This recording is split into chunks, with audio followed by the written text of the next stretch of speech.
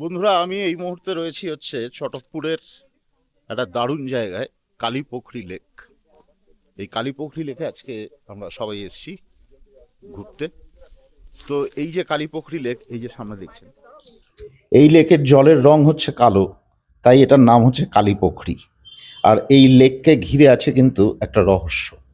এই যে মাঝখানে দেখছেন একটা পাথরের খণ্ড, এটা কবে এখানে এসেছিল এবং কে আবিষ্কার করেছিল জানা যায় না।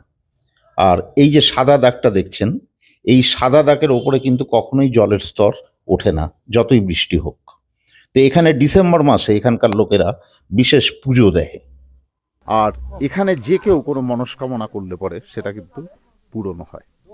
গ্রামবাসীদের এটা মানে দৃঢ় বিশ্বাস। কেউ এসে যদি এখানে কোনো রকম মানত করে, সেটা কিন্তু পূরণ হয়।